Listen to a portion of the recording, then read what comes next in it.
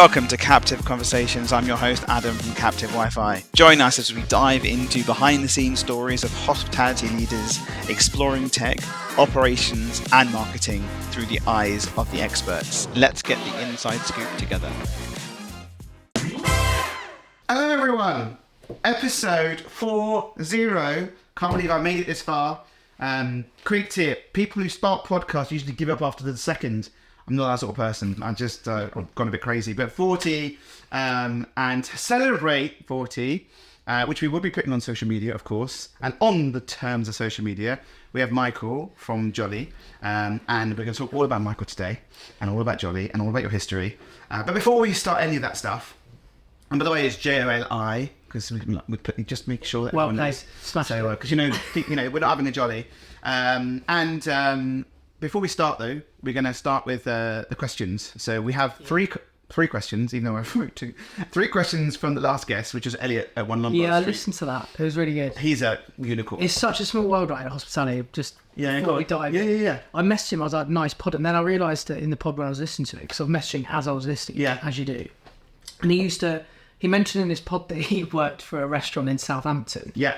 Got headhunted figurati. And then he's talking about how one of the owners, really old school, like using the same ethos in nightclub. Yeah. That's one of my friends. No. I worked at the nightclub when I was in Southampton, when I was doing nightclub events, a small world. So I was like, I can't believe you know Rich. And yeah, he was bang on, old school. That's so cool. I'm not surprised they were using rubbish ethos, because not a lot of stuff goes through the tills in nightclub. Yes, and I've been there. And I have run I run events, so we're going to hear more about that in a minute. World, There is a small world. It's super incestuous.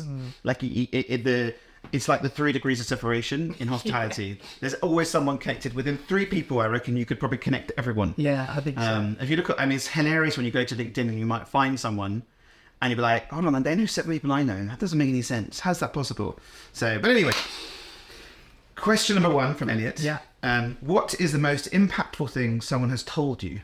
This was tough. There's probably loads of different things I've probably picked up on over the years, but I don't know if anyone told me, but it's just something that I kind of like always remember, which was definitely advice, but I just wouldn't know who it's from. But I was just trying to think of the best way to answer this. But one thing that I kind of have stuck with, which I still try and like remember and remind myself like daily if I can, is like, I think around like when someone says no, or someone says you can't potentially do something, I've always just used that as motivation to either prove them wrong, or just come back to it when you have got the solution. And I think when we've talk about more about kind of what we're doing and where we are in our journey, but in any capacity, I think in any job I've had, I've always tried Push to the boundaries. remember that. Because I'm my own worst critic. I think most people are, but no one can really like tell you what you can and can't do. Of course, there'll be like limitations with kind of skill set and how you are, but I've always kind of thought, okay, well, I don't know that, or I'm not doing this, and someone said I can't do that. I will come back and prove you wrong at some point. So I just listened to the podcast with Mr. Beast and Stephen Bartlett, and you and him are very similar. Oh God! If he says to someone says to him, you can't do it, he'll completely ignore them and actually go do it. If someone says there's a challenge to this, he'll understand it, because realistically there's a challenge and someone's thought about it. But if someone says physically, no, like you can't dig a hole and make someone live there for a month or something stupid like he's done, he'll do it. Yeah, and I'm sure he'd do more extreme stuff than me, to be fair. So, but it's interesting though, the mentality. It's like sort of like the found mentality as well, if you think about it. So weird. Yeah, I like that too. I'm similar. I think you can just use it as motivation. 100%. In the right ways. But, what keeps you, on that note, which is on number 2, what keeps you innovative and pushing innovation? Right now, customers, which, great, we've got some. Innovation, I think, for me, I never wanted to be an entrepreneur or founder. I never really it's funny, I listened to a podcast the other day with the founder of Bolt. And he was saying in the podcast that he knew he was going to be a tech entrepreneur at like age 9. I was like, what?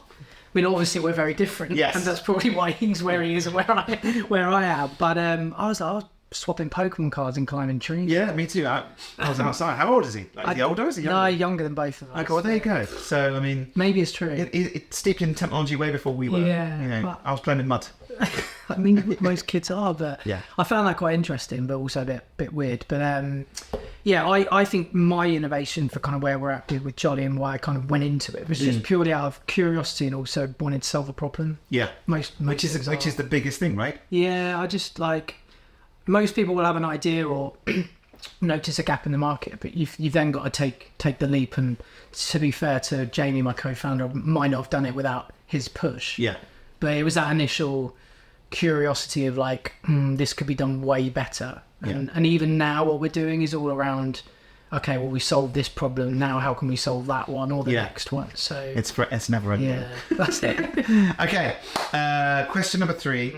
If something doesn't go your way, which is similar to what you said earlier, God. if something doesn't go your way, how do you combat that? Yeah, so Toys out the pram. toys out of the pram and do it anyway.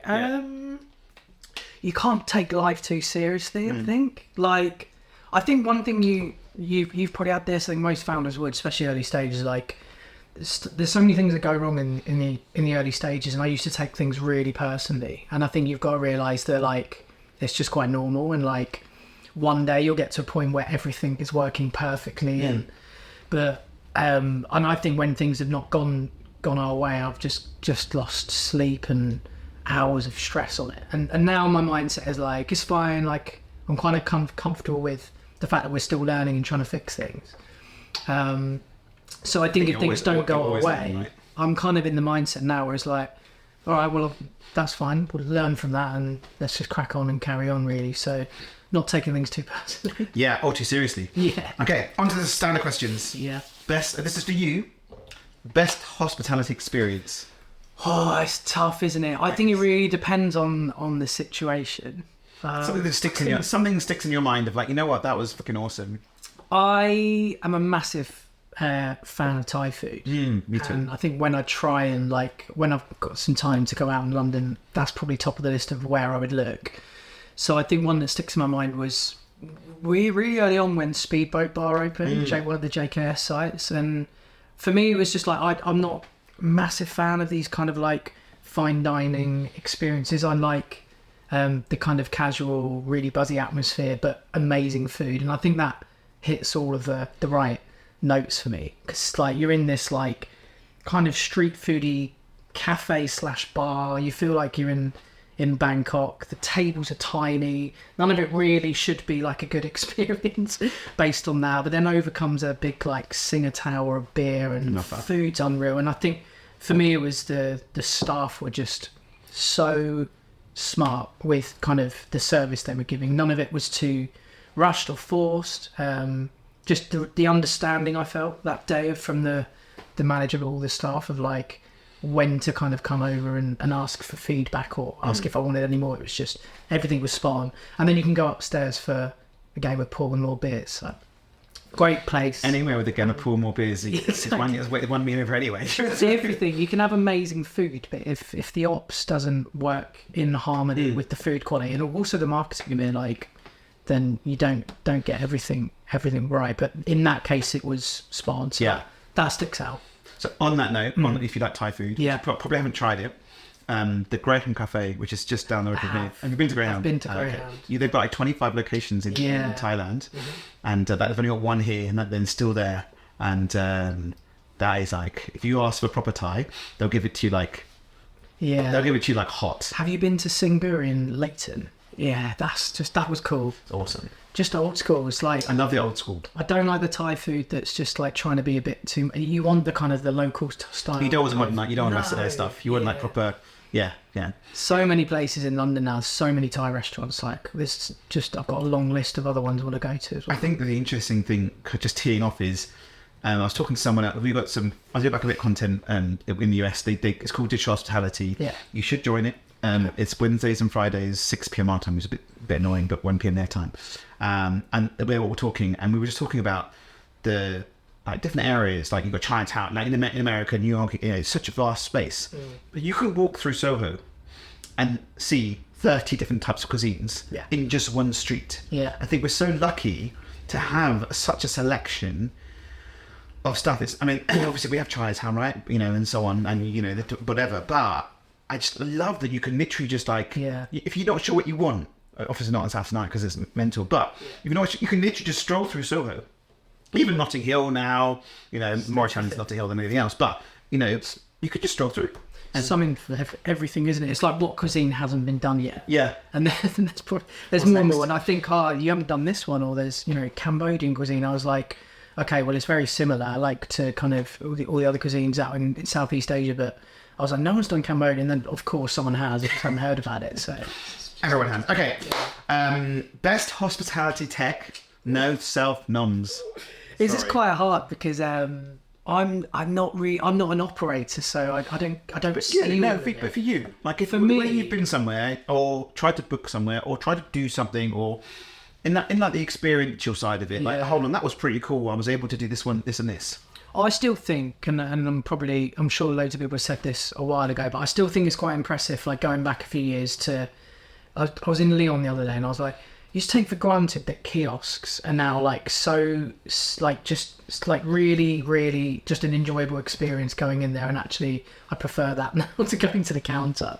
And like, you know, when they first came out, they're upselling you. Yeah, they've got you. I know, I don't mind it. Yeah, I love that. Yeah, it's just like, you know, like, and I think that whole going back, you know, even, you know, big fan of Vita Mojo and what they've done, but like all that whole kiosks and the kind of experience there, it still blows my mind how that's just become the norm now, and how smart it is. You know what's weird? So we had Stephen Rolfe, who was who basically at point one curve. They had kiosks before anyone. Okay. So Toast. Yeah, kiosks right, before first. Anyone. The first one. Just before McDonald's. Okay. Just before McDonald's, and I remember going in there, and the funniest thing with them is they give you a pop star name. So rather than you typing your name in, because they always get it wrong, you'd have it immediately say like Britney. No. And I must have been Britney 3 or 4 times to going in there, but I shout it out. Yeah, literally Britney. So I loved it, and I said to him when he was here, I was like, "You got to talk about it more." But awesome. Okay, so we're gonna go back in time. You teed on the little nightclubby thing, so we can. But let's go back all the way back. So I always ask the question, really: did you do anything in hospitality like early doors? But obviously, the stuff. Talk to me. Where did it begin? Similar to your last guest, actually, pot washing. Yeah. First job in the local pub. My brother's still a chef, but at the time I was a chef in that same restaurant / pub. So that was entry level. I just loved the kind of buzzy atmosphere, being in the kitchen, and still do. And then I think from there, went to uni in Southampton. That's when I fell into selling nightclub tickets and event tickets for student nights.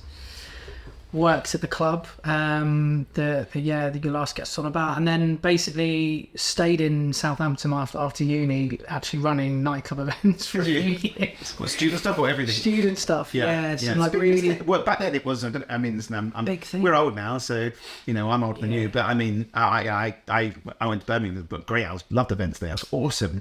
I loved it. Yeah. But it's funny how that's kind of how I fell into hospitality. I think there's a lot like similarities. So were you wasn't like the door as well as running around stuff and helping out, and you were like, don't know, you were behind the bar, so going, don't know that we're going hovering with a guest list. Yeah. Me too. I did the same. There you go. I did set that. Handing out funny. wristbands. Stuff. Yeah, that is awesome. The dream. And then what did you jump in behind the bar as well so often or not? Yeah, not to serve people. Normally to nick a bottle of vodka and go to the VIP. That's not Nick, because it's part of what you're offered. The promotion. 100%. Yeah, it comes out the budget. Yeah, so did that. Really funny times, to be fair. There's a lot of similarities actually with, like, I guess promotions and some of the marketing where I've kind of ended up. But yeah, I used to go and basically have like a massive team of promoters. They would go around halls and go and get all the social secretaries, all the uni to come in and get them in early with like free promotions and paying for tickets. It's all on Facebook. Actually paying for tickets. It's like Facebook events. Yeah. Which, you know, Facebook, that's not a thing now. Yeah. But I guess it's now people. See, when I was uni, there was no Facebook. I'm older than you. So the content was an event back then, but content is now reels and TikToks. Yeah. Crazy, but that's amazing. That's what it was. So when I was doing what you similar stuff, when Facebook came, because we were taking photos everywhere. When Facebook came, we just stopped taking photos. I know, like all my photographers we could have going out taking pictures. Yeah. I just they were like, oh, I can't bother doing. Everyone else is taking photos now themselves. Funny. So my co-founder Jamie, Yeah. he was the photographer. Really? He used to go around. What was he like? Pop World and places. Yeah. Taking pictures and selling keyring. Yeah, Funny. love that. But we were both in the similar vibes. So funny. Okay, so then from there. From there, so yeah, promotions and marketing. I fell into sales after that, and then started selling stuff to hospitality brands. I loved sales, I still do, and I think Hospitality gave you a bit of banter, didn't it? yeah, it's such a. I mean, even now, right? It's just such a nice industry to be selling a product or service into because generally everyone's super lovely. Yeah. And even selling into different sectors, like I just love the hospitality sector, and I think you have to, when your passion's there, you've got them anyway. That's where Yeah. got to find something you want to do. I also think that I don't know. There's a little hidden thing about hospitality is that everyone wants to help each other. It's very open, and I think that since COVID, the doors have opened dramatically. Because even in the past, operators would ask other operators, and no one say anything. Yeah. And now everyone just wants to help each other. So I think I love it. You know, it's just it. Yeah, I'm with you completely. Still the same. Yeah. I don't know what I would have done if it weren't launching a business in hospitality. Yeah. Because you just get such a leg up from people just offering advice and giving you feedback and just being really nice. Question. Yeah. I asked most people. I just realised I was listening to one night about a couple of months ago. Being in hospitality previously, do you think that's changed how you talk to people and how you gauge people and communicate with people? Because some people who haven't worked hospitality are either in a normal job or just sometimes don't understand. Like when you're on the door, you're behind the door, you're running around.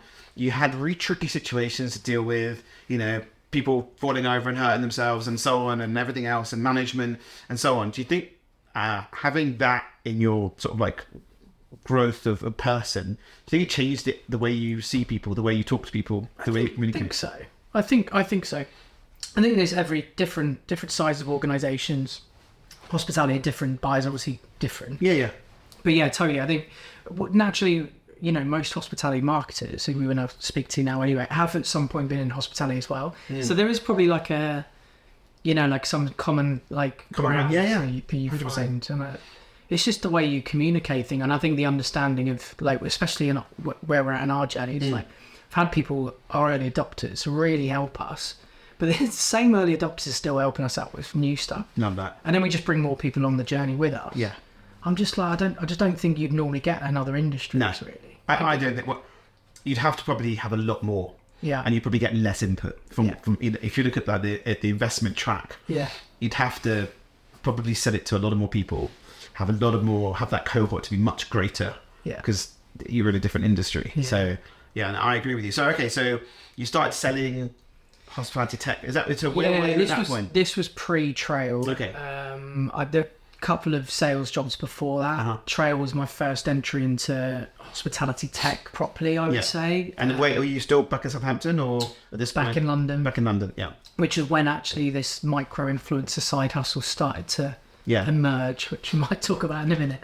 But yeah, like at that time I was, you know, working entry into hospitality tech whilst doing that on the side. Yeah. And then what was it like? I'm just curious. What was it like? Because you weren't. I know that you worked in hospitality before, but going. I thought people call it the dark side, really, because what you do now isn't really that sort of hospitality tech. It's like another. It's very different. Yeah. So you were. I don't know. I'm not saying it the bad way. The dark No. side, I know but what you mean. hospitality tech is like selling tech to hospitality is not easy. Not easy. You know, especially when you look at like POS and integrations and operations and nightmare. you know, when I first got introduced to Trail, I think it was at a Black Sheep Coffee, and I walked around the counter and they were like, "Stop!" And I was like, "What do you mean? You have to fill this form out."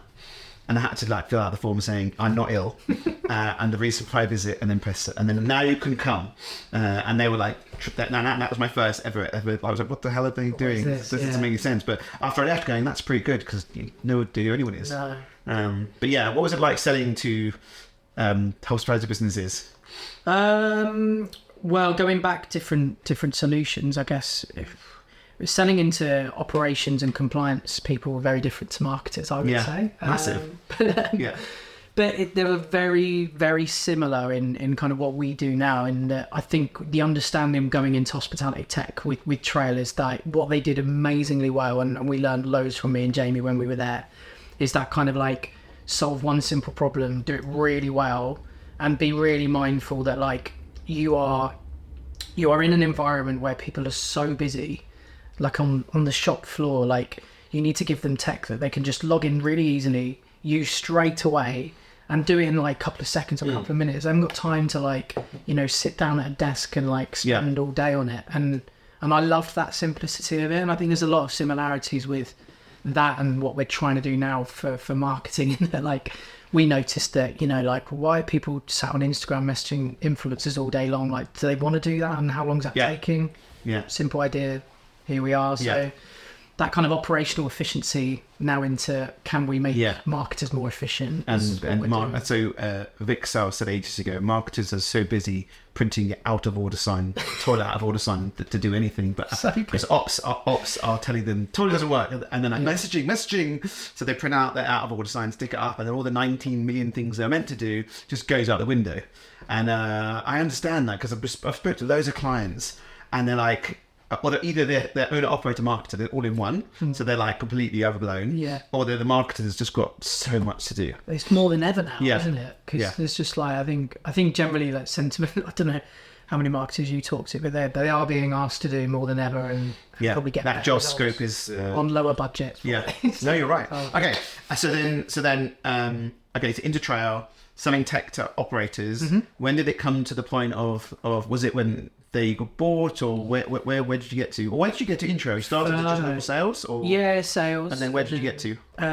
Well, I kind of just went in with kind of like as a business development manager, then to head of sales, but very small team, irrespective of that. And then Jamie, co-founder Jamie, he was, I would say he's one of these like jack of all trades, perfect for startups, where like he's kind of worked in every single area of a startup. So he's great. And when I was with Trail, Jamie was doing growth, so he was heading up growth. So we worked on some stuff together, and then did you just click basically? We clicked, but we basically were on furlough. Was when the weird story is we were on a trail trip in like the middle of like Lincolnshire somewhere, North Norfolk. It's like the Norfolk Broads, which is lovely, you know, like in the summertime, but this was like February or something. It was like the weather was awful. I was recording, but I was recording here, so I'll get that. That wasn't recording. This is recording. I just saw there wasn't recording on here, but don't worry, we got two here, so I'll take that video and we can continue. Sorry. Okay. Carry on. Norfolk Broads. That's one up, back up. That's why Norfolk Broads with Trail. The weather was awful. Funny trip anyway. And me and Jamie were kind of like talking in the pub there, like about the idea, because I was like saying like, sorry, but how many people were at Trail at that point? 30, 20, 30, okay, fine. So a big team outing. And I was just saying to Jamie, like, because he was just asking questions about this kind of food blogging and how it works, because I think he was really intrigued, and I was telling him how it worked, but then I was saying like how with the frustrations where I think tech could play a part in that, you know, like influencers are getting bombarded on DMs and emails. Worse now, back then, maybe moderate pain. Yeah, now you can find any email anyway. But it was like and then you've got like, most of them have got full-time jobs if they're at a micro level, so then all their spare time is taken up like trying to plan their weeks and then go and visit, do that regularly enough to make sure they're still growing their audience, getting enough content anyway, which, you know, is a challenge, getting enough content all the time. But then they've got to do all the editing, and this is all in their spare time. And I was like, the last thing you want within that is like to go back and forth on emails with kind of agencies and marketing teams, and they've got to speak to ops, and then that's going on for like a week. There'd be times where I'd kind of said, we're up for coming in and trying that new menu, and then I would not know if I'm going or not. I'd get an email on Friday at like 3 o'clock going, oh, you're all booked in for tonight, by the way. And I'm like, well, it's like, and that whole process, I was like explaining how challenging that was to Jamie. And then he kind of was like interested at that point. We hadn't done anything at that point. But then shortly after was furlough. And I remember all my mates playing PlayStation, but meanwhile, me and Jamie were building out kind of how it would all work with Joli. So we used that time to our advantage, really. So post-COVID, we were still at Trail. they then were going through the acquisition with Access, so it actually ended up being like really like perfect timing, because in the background we were talking to marketing managers and working out how it would all work. Jamie left shortly after the acquisition. I stayed on for a little bit longer, and then here we are, I think 2.5 years in. So I'm going to go back a little bit more, because there's a little piece you missed of what you did when you became your micro influencer. Oh, right. So where did that start? I mean, listen, I'm a Google local guide, right? I got loads of photos. It's great, but I don't do anything else. I do loads of content. Don't get me wrong. It's great. Yeah. Hi everyone. So I mean, I try and do as much as I can. But where did that start? Where did it begin? Like, was it just like that you saw? How did it grow? Like, talk to me. It was back in the day. This is going really far back now, because I don't really do it much anymore. But back on Instagram, in the days where video had just come in, I think it's that time, because I remember taking pictures and then putting some filters on it, and that's all you need to do at that point. The photos are awful. Yeah. But then I remember video coming in, and you might remember Joe Wicks doing these Lean in 15 videos, and that's how he exploded. And I was just latching onto that wave. So all of my early content was like these awful recipes, copying his like quick, healthy recipes that I'd cringe looking back at them. But like, I was just honestly riding this wave of like that being like a popular thing, and I would just comment on like his post and engage with them. This is really good, or like, I've done something similar, and I'd get like so many followers from it, and I was like, what? I just kept going with that for a while. So you basically, so I spoke to another Kitsch, and they're coming in actually, which is going to be exciting. Cool. And they have community managers for their clients, right? You basically were your own little community manager, because you were looking at everything, going right, and a reply to this, going to reply to that, and then building little communities, and then people found you, right? And it started because I was interested in it, and I like cooking. That's what it was. But then when there's more people going, oh, this is good, like I'm going to try this, I'm like, I think most influencers right at that point were like small influencers. I wouldn't say I was a big influencer.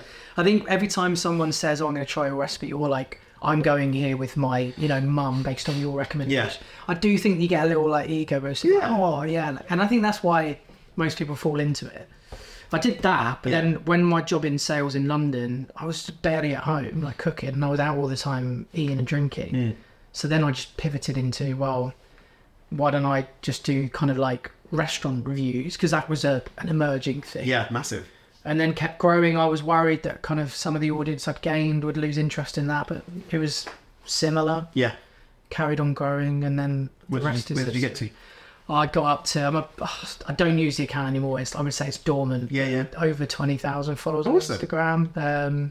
Don't do it anymore, because Joli's my new project. I would love to get back into it. What I will say on that is like, it was really easy to create content back then. Like, so much goes into it now, as you know, with creating podcasts.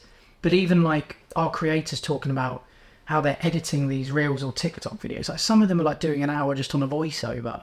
I'm like, what? Back when I was doing it, it was like, go and eat somewhere, take a couple of pictures, filters, done. To be fair, that's what I do. Like, so this literally will go. This literally will go into CapCut. And the audio will go into it as well. They'll sync the audio and video. And this one will be interesting, because I'm going to have to fix that audio, which is fine. That's why I have backups. And I've not made a mistake for quite a while, to be fair. So touch wood, I've done all right. And then I'll unless it's like you go to me, Adam, I need to cut out that and that, which is rare. Very rare. I'll just post it and then I'm done. So thankfully it's good. The downside is that I have a PC, not a Mac. Okay. Which is changing shortly. So my export is like, I better leave my computer for an hour and 45 minutes to export. But I'm pretty basic. It's going to be interesting to see how that develops, because I do think what we're noticing, especially with like AI, like this AI influencers now, that's another thing. But I do think at some point we're waiting to see what comes in. AI will be so sophisticated that you can go into a restaurant, create the content you need. I don't think they're there yet with AI influencers, because you can't actually put like a genuine person yet in a restaurant to show off all the experience. Probably robots, maybe. You could probably use ChatGPT's with Sono. I forget the name of it now. You can probably use Do the green screen. Well, to be fair, you can probably get it to do. Yeah, you don't need a green screen. You can probably get an AI influencer to sit at a table, and then you just insert them into. It's going to be interesting. Which is, but I think on the editing and creation. yeah. Well, look at Adobe, right? So nowadays, now in Adobe, you can just draw a circle and say tiger licking water. Yeah. And it will do is potentially with Adobe Premiere. You could, I don't know, I'm not that far. I'm nowhere near that. I think that's really exciting because I think then anyone can be a creator. Yeah. And then I think. Well, do you think the version of Canva for video needs to come? I think that this CapCut is there. It's pretty good. Yeah. But I think the power of online, if you can see what they're saying, that every time if you ask ChatGPT, can you fart, for example, that's something stupid. Like literally, the amount of electricity in America that's been used just for asking it to do one thing. Oh my God. And they spray like water dust to keep things cool out there. So the sheer amount of energy just for that. But I mean, I'd love to see a version of Canva, but for video editing. Same. Yeah. Because it's still, you've got to upload the content and so on. I saw... Just load it all in and just... there are some really clever, like... There was one on Dragon's Den the other day, actually. Like, for kind of like a video, kind of AI video editing tool. But yeah, if you could just load in all your content, raw files, and go, I want roughly it to look like, that. Yeah, yeah. I think there will be. Yeah. Just waiting for it to I think the funniest thing, there's an app, I forget what it's called. You can record a video of yourself and it will just duplicate you. So you can do so lots of the AI, the ones I'm listening to, I'm AI all over the freaking shop for my reels, the feeds they're coming in. There's an app, I forget the name of it off the top of my head, but just do a video of yourself talking and it will capture your voice. Okay. And now all these guys who are doing AI are just sitting there and not like literally with their little fake avatar, just talking, just typing it in. So now they're automating it all. God. Which is really interesting. We're using make.com to automate everything.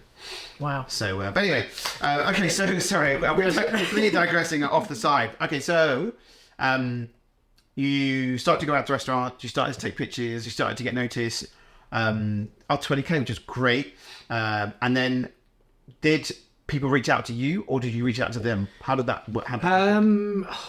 Because back then, 20k is quite a lot. I mean, now it's like 3.2 mil. I don't know if this was just me, because I do see a lot of really brave content creators and influencers these days, but I would find it really cringy, like, messaging brands directly. There's maybe been a couple of times where I have done, but I was a bit sceptical and hesitant with it. I think everyone's a bit more, like, ballsy with it now. Like, we speak to all of our customers and I'll get, like, 40 of these a week or whatever, so... It's changed. I was getting more and more invites. It started off being maybe direct, then through PR agencies, and that would get more and more and more as your kind of following would grow. And back then, did they give you guidelines of what they wanted? Was they like, you got to do, or was it just come, do this, and then whatever? I think this is what we noticed, because I would say the vast majority of hospitality operators were doing a gifted exchange. And this may be because of the level I was at. I was very small influencer. I wasn't like big, so I wasn't necessarily doing paid collaborations all the time. But there was a lot of hospitality brands inviting me in for lunch, and if I post about it and share it to my audience, happy days for both. Yeah, I loved that. But on that initially, I was like, everyone's kind of doing the same kind of T's and C's here. Yeah. The only difference is you might want to tell the story a little bit differently depending on what the brand is or the promotion. But that fundamentally was all the same, and I was like, well, if it is that universal or like similar, it's gonna be a bit boring, isn't it? Then but you could have tech here. Yeah, you don't need to be drafting like press releases. Because again, content creators and influencers aren't journalists. They need to see like 2 pages. Sometimes they need a little bit of guidance. This is it's like a little bit of guidance. Yeah. But fundamentally, what are you going to give him? Yeah. What do I have to do? Yeah. And again, as you said, marketers haven't got time. No. As well, that's the other challenge. Yeah. So, and if no one knows where to go, I remember you can go online and find the top 10 X, Y, and Z, right? The challenge of even getting to them is super hard. Yeah. So you spent like 3 days trying to find out who X, Y, and Z is, or even DMing them, and their probably DMs are like mental. Yeah. So crazy. You said during furlough, were you just chatting about it? Just chatting about it. And then Jamie kind of went away and built like an early kind of version of it. It's hilarious. So he's a developer as well? He's not.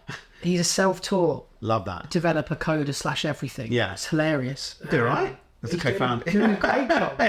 The product looks amazing. Yeah. We are wondering like how long we're going to get away with it. But Jamie, in all fairness, keeps building some cool stuff. Yeah. Yeah, it's nice when you can tinker. I can tinker. Yeah. I can't fully build, but I can tinker. When someone says to me, "Can you change?" I can change that. That's fine. And I test it and then I push it. Which is I think fine. in fairness, I need to give a shout out to Dan Scott, who was our first developer. He did come on board and build like all the solid foundations. Yeah. Jamie now is using that framework to kind of Nice. make touches. So, but he does do a really good job, and so he's probably grown into a technical kind of founder Yeah. without realizing. Yeah, your CTO is your CTO. Yes. Yeah, nice. It's really weird. I said that really high pitched voice, but I was talking to Prithi from Sentiment Search the other day, and he was like, "I want to do this, and he's got a CTO as well, even though Prithi's a developer. Yeah.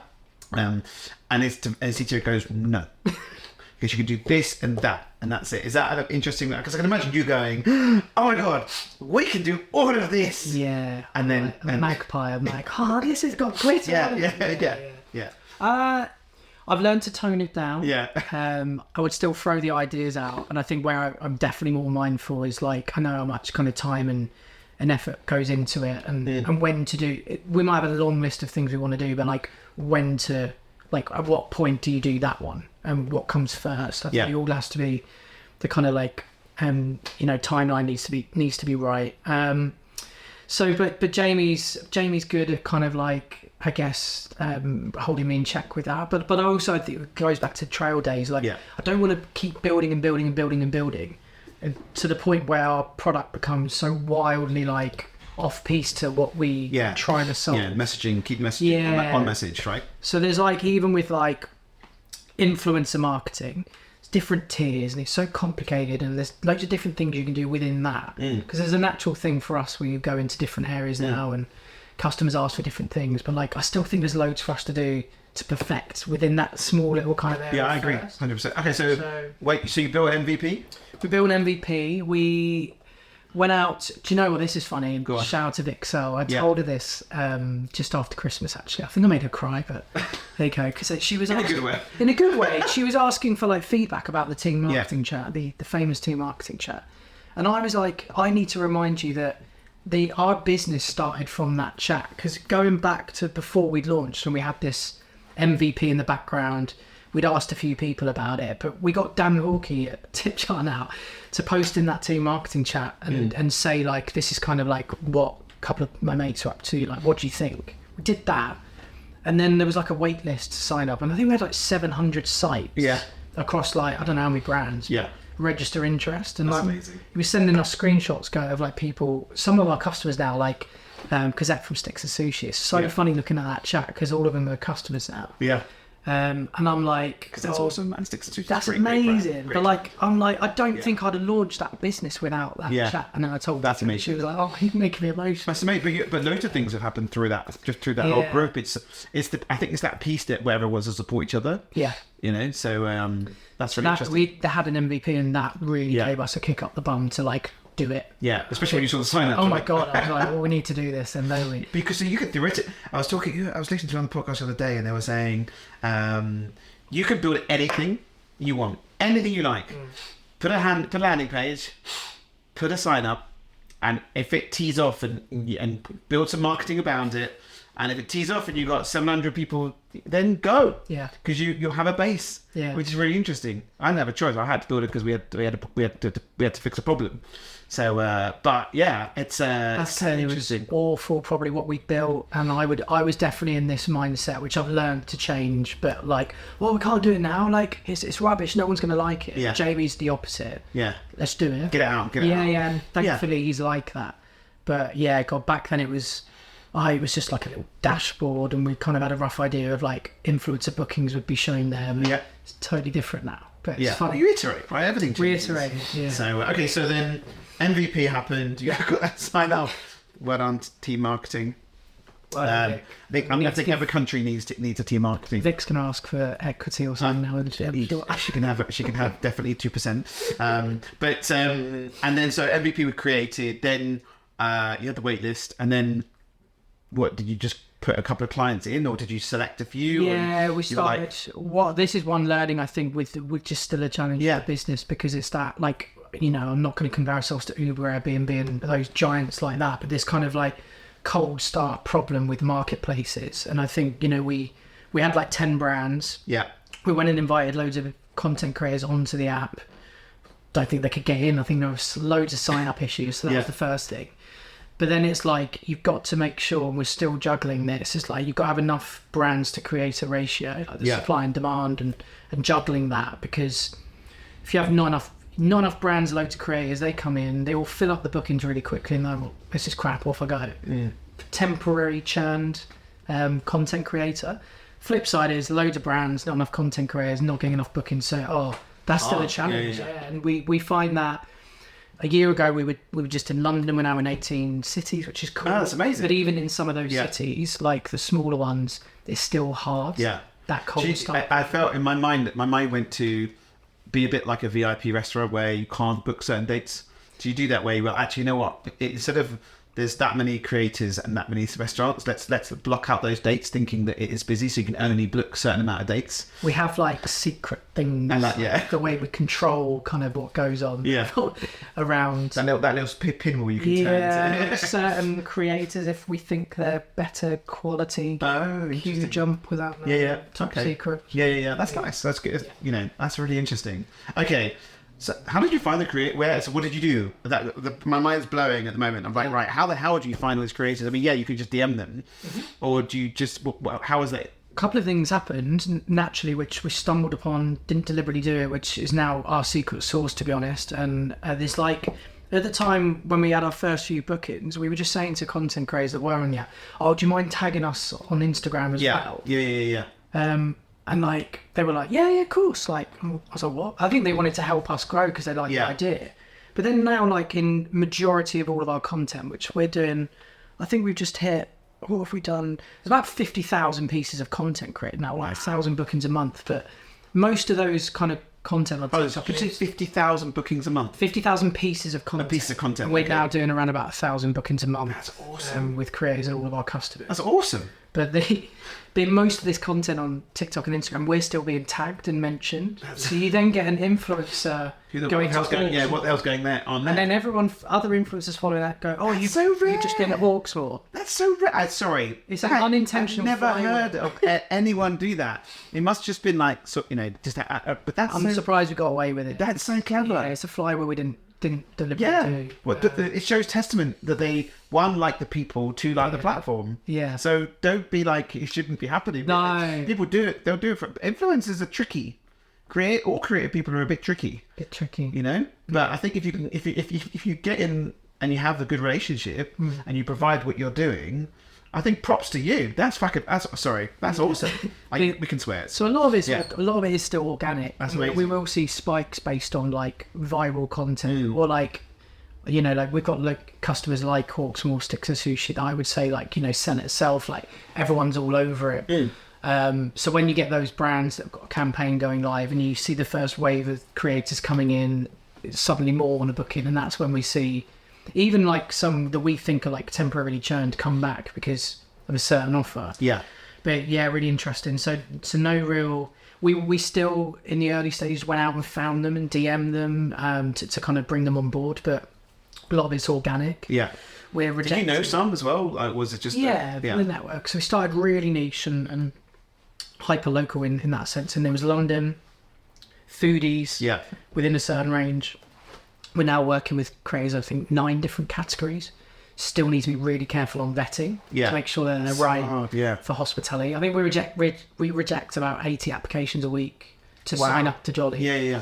We're now working on some. Yeah, I got rejected last week. I couldn't. We don't want to reject them all. We are like vetting really carefully, not just on like following, but also. How do you check fake likes and stuff like that? Yeah, well, you can go on you can go online now and just buy 50,000 freaking things for like $100 or something stupid, and so some little bot in Vietnam will all of a sudden follow the like yous. How does that work? So we get content creators connect their socials to our app, which then means with all their metrics and data. So interestingly, when even though we vet them to come to the platform, influencers reaching out to brands means no outreach, but also at that point the brands on our app can see all of their data and analytics. So awesome. So if you were like a restaurant in Nottingham and you wanted a local following around Nottingham, you'll be able to see age, demographic, their audience, demographic of like reach over 38 days, engagement rate, also like where their audience is based. So like if you wanted local marketing, but all the audience were based in Dubai, you'd be like, okay, they're not right for me. Yeah. So we That's super interesting. Oh, nice. That's. I mean, my brain's going. If I was like, I wouldn't want to give it, but realistically. But then because you're a service, just trying to be really transparent and give brands more control. 100%. We've struggled with that at the start because I think influencers are like, oh, I don't want you to see everything. Yeah. The ones that don't want you to see anything is because they know there's something dodgy. Yeah. About their account, so they might not want to use on. Yeah, all their followers in Vietnam. It's great. But that's really interesting. So then now, so talk me through the process. I'm a brand. Yeah. I come into the platform. I sign up. I go in and you can just look. You can search. How does it work at the moment? Because you guys are all very different. Yeah, we're not really a discovery tool. I think there's lots of influencers. So is it more Are you more hands-on then? We're vetting creators, bringing them on. I think we're very much focused in like hospitality specific. So even if we're bringing on fashion influencers, we need to see a minimum of like 25% food and drink content because we want them to create a reel or a TikTok that shows off the hospitality experience. Well, I guess you'll see it from their network. Okay. So if I'm a restaurant brand and I sign up on that side, is it a marketplace on that side, or are you very more hands-on? SaaS tool, I think, for brands, and we didn't really start off like that, but I think it has evolved over time. But no, you'd be able to set up your sites and a campaign within like 10 minutes tops and go live straight away. Yeah. At that point, when your campaign goes live, it gets matched to creators on our app. It might be like Mother's Day campaign, bottomless brunch, match based on age, dietary, location, category, and then you can go, okay, T's and C's look great, I want to go in. You apply with like dates and times you can do. Brand approves. Yeah. We can now integrate to booking systems, so even better. Is that when you approve it, straight into Collins, and then teams can see Joli VIP. Nice. See the complimentary offer. Done. Nice. And then you can add those notes in there. Yeah. Awesome. Okay, so and then how does it work with is it for the creator, monetary value or offer, or how's it? Because not everyone's super high, right? They want to be. So how does it? I don't know. I'm blind. So. Yeah, there's different tiers of influencers. I think have you got a sliding scale of how high you want to go? Oh God, we don't work with celebrities. They tend to be with Joli VIP's coming out next month. Well, it's a funny one because there's definitely been a shift since we started this with like the different, like, I guess the ROI is really key, but if you want to work with a big celebrity, it might cost you thousands and thousands of pounds. So you've got to make sure that you're like, that's a big risk to take and a big punt, so you need to see something back from it. Whereas giving someone a free burger, I'm not that bothered if I don't get it. So is yours from the lowest tier to a free this to then monetary back? Nano and micro influencers is our sweet spot. So they are kind of like the earlier kind of like nice up and coming ones. Yeah. Nice. So I think most of them they're like, in return of this, come for a free meal, get this, or rather than I'll pay you $1,000. Most of them, but you do find that they'll graduate from gifted to paid. They can quit their job, do it as a full-time job. Happy Days, Eating with Todd. Perfect example. I think at one point I was in this kind of similar scene to him, similar following, and my God, like video takes over and he's just in a different league, right? So he's now got his own festival. Definitely festival. Your own festival, barbecue meat festival. It's amazing. So he's got his own loads of different things going on, and he's earning a very good amount from working with brands. So we see ourselves as this kind of like app that picks people up early, trains them on how to behave and what to do, and help them on their kind of journey. They sign your contract, you invest into them, right? They give you forevermore. They give you 50% of their or 15% of their revenue. That's a good idea. You're welcome. But they'll eventually graduate and then leave us and go on to pick up agents and go into different worlds. So we're not working with the bigger ones. I think that suits hospitality because 100%. they don't have massive budgets. And spending money on a free burger or a free nothing. It's a no-brainer. So is there on the edge of just gifted, but monetary? I'm glad you brought it up, and Sherry Bills was alluding to it in the podcast, and now we're gonna have to say it exclusive. We are launching a new feature on the app in 2 weeks' time, which will enable. It's basically an entry level, I would say, for brands to start working with creators and creators to monetize what they do. With a UGC element to it. So it's like, in the same way they would need a videographer to come in and get loads of content, what we're now seeing, and this is driven by our customers, like we have to change our ad sets on Meta like every 6 weeks. And what I'd like to do is get 4 different people in similar content to then, you know, split test who works best. Yeah. That's hard to arrange and to do. Yeah, very hard. Whereas the functionality of our current experience lends itself really well to being able to kind of get a random person, creator, or an influencer in quickly. Yeah.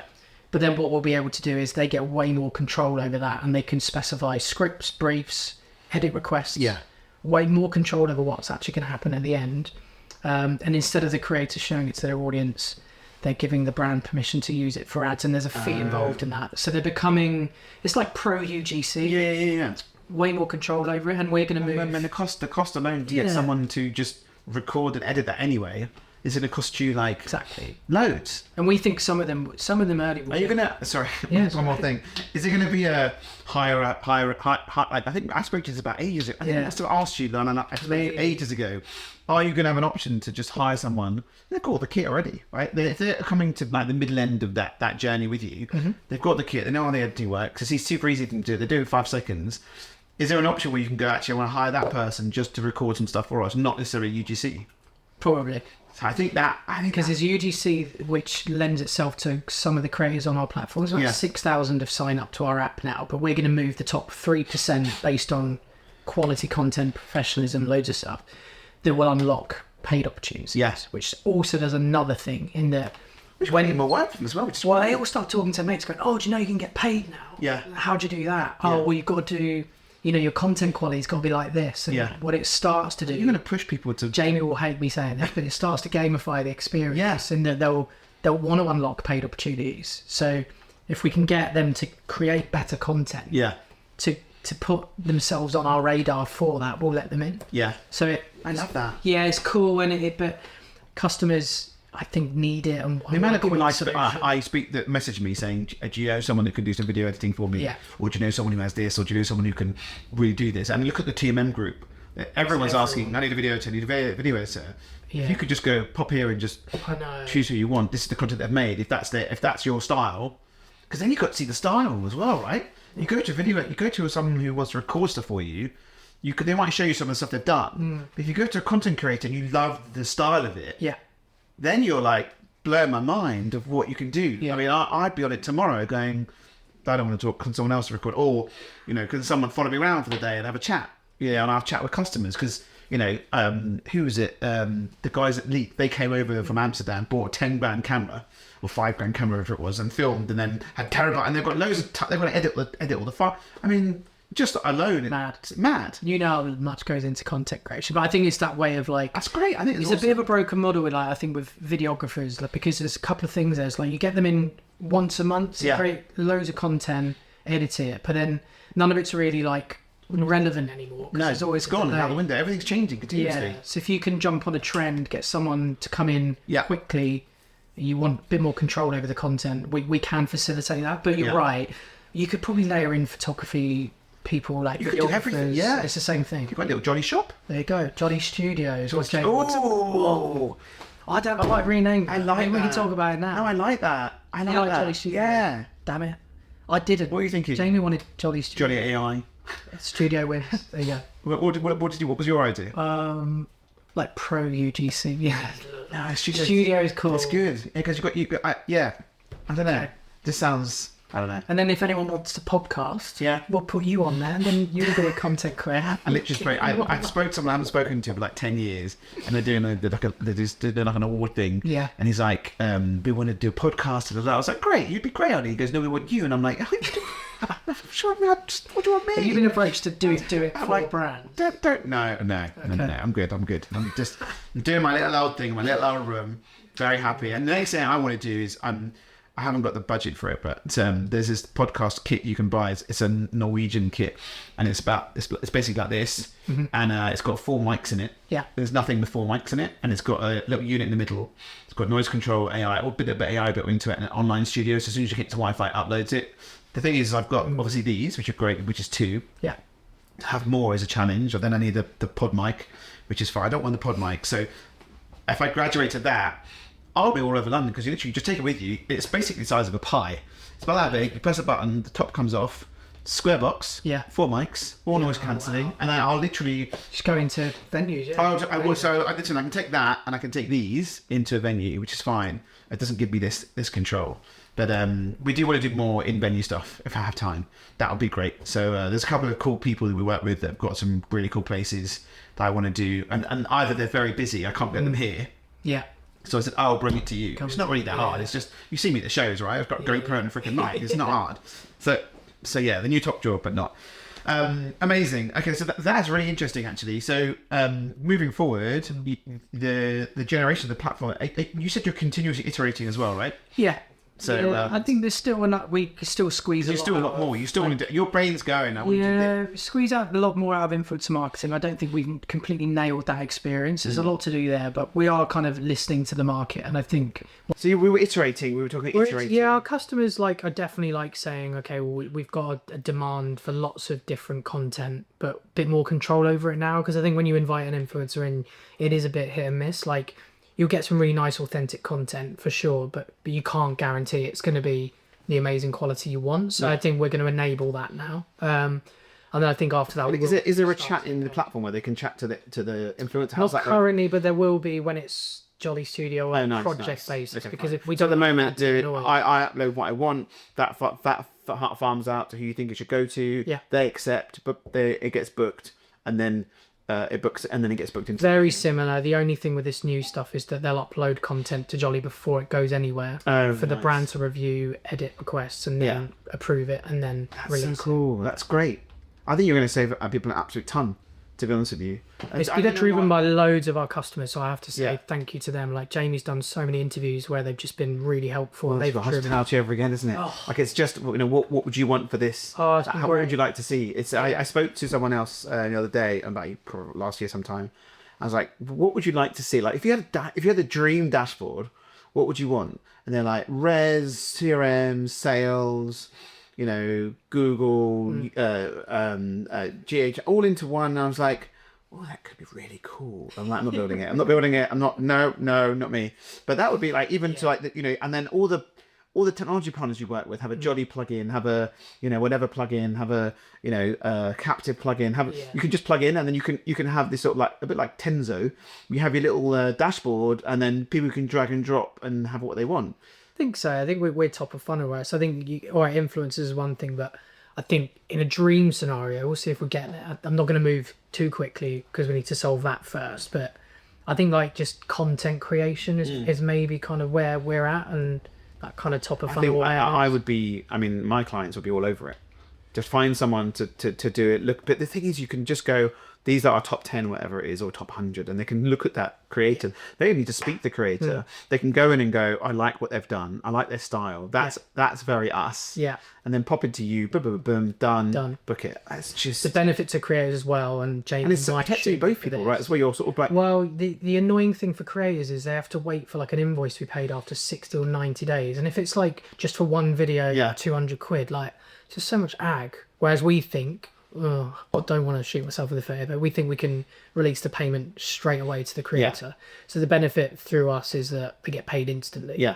And when it's it's different because there's guidelines, right? There's guidelines on both sides. There's terms and conditions on both sides.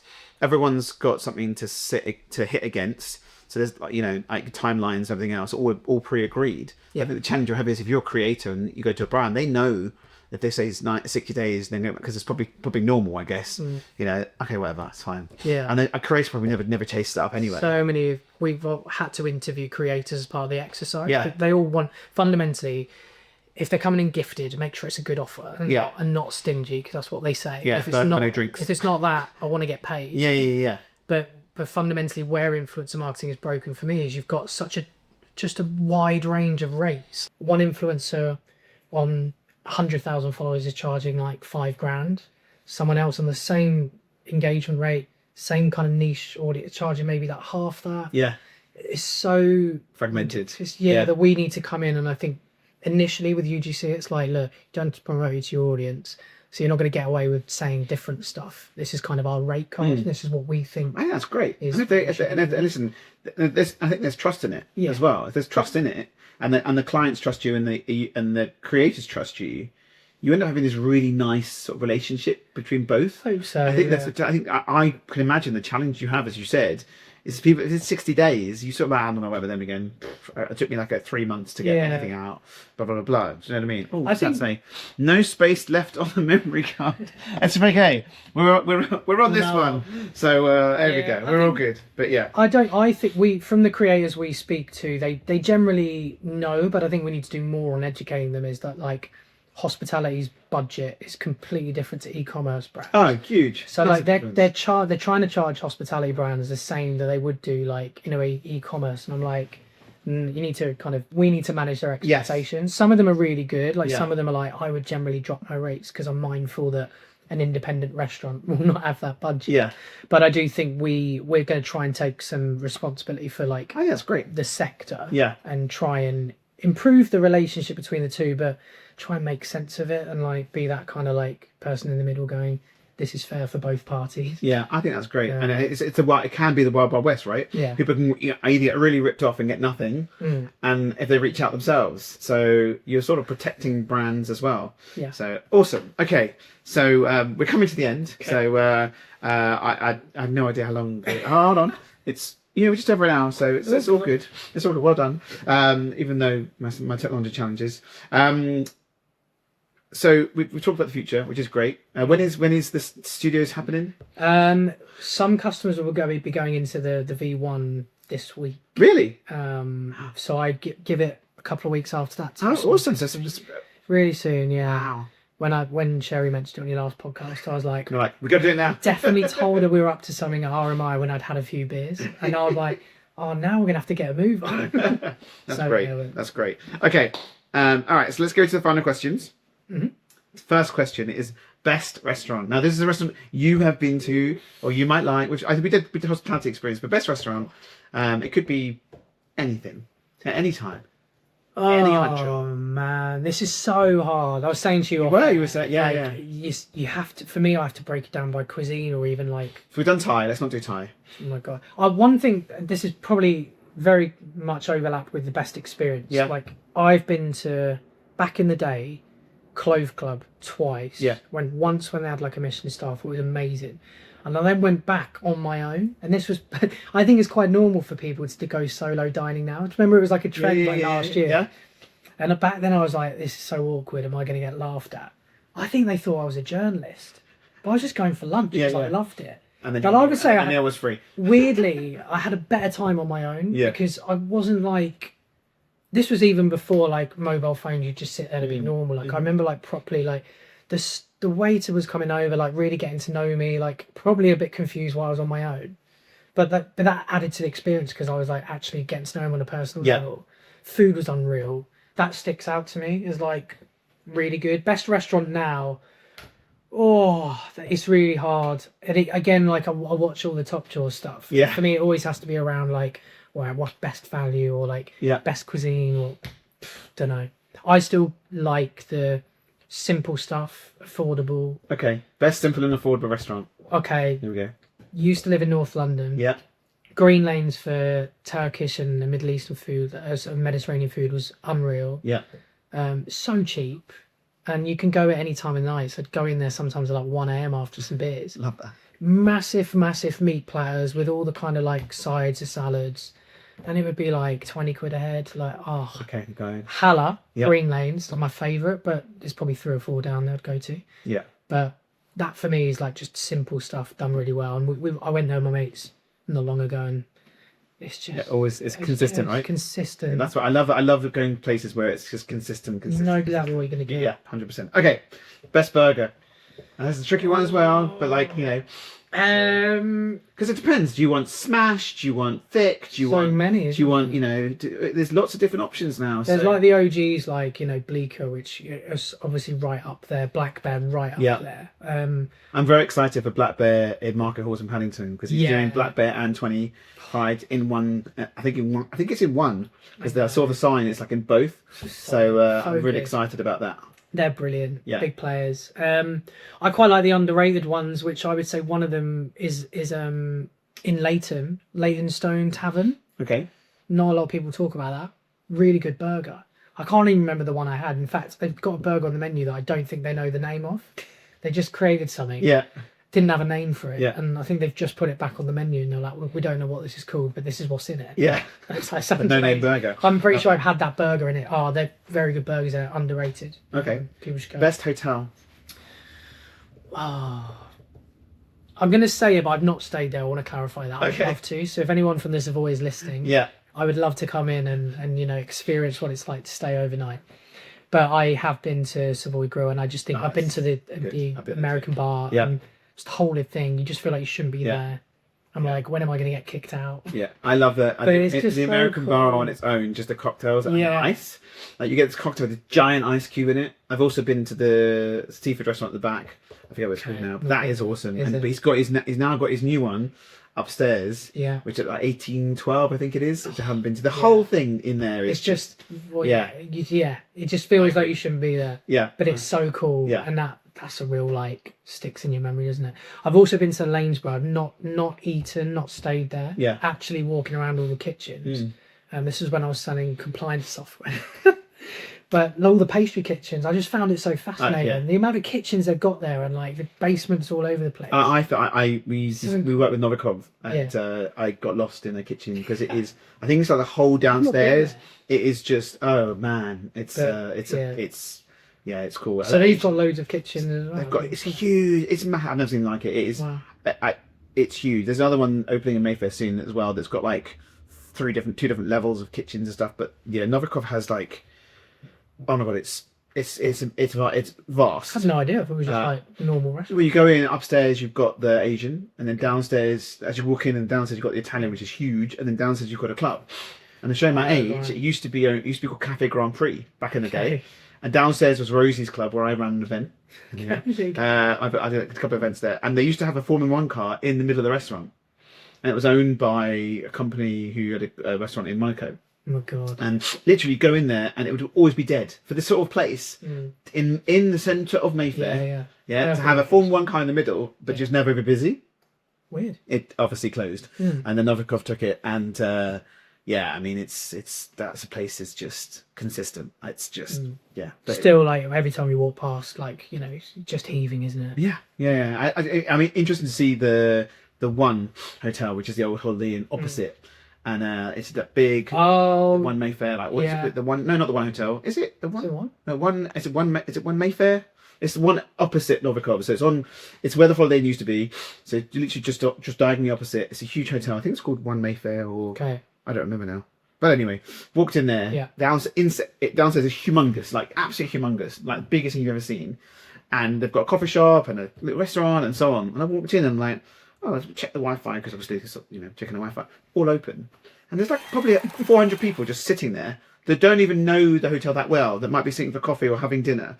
And it's just open. Probably have a lot. Blows my mind. Blows my mind. Anyway, but listen, we'll do a, they can hear it, you can't hear it, but they can hear the round of applause. So thank you very much. We have the 2 questions for next guest. Oh, yes. I will get my phone out for this because I've forgotten. And I did this 5 minutes before we came on air. But you want 2, don't you? Yeah, 2. So I'm not going to do what Chris did and ask for 4 or 5. Chris, I let Chris do 3 on the last one, but it's easier to go back to 2. My questions are, this is a TikTok trend of the minute, so Yes. I am jumping on it, but if you could have a coffee with your 16-year-old self, what would you say to them? Oh, I like that. And then my other one is most overhyped place you've ever been to, which is ironic because that's what we do. We overhype places with influencers. Yeah, I love that. I thought that'd be quite interesting. Okay, See what you say. how do they find you? How do they find Joli? Where do they go to? Give them the... Yeah, we're on Instagram and TikTok, which is Joli App, and then website www.joliapp.com. Amazing. Yeah, that's us. Amazing. Thank you very much. I'll give you a little Thank you for having me. Another one. round of applause. Thank you very much. Bye, guys. Bye.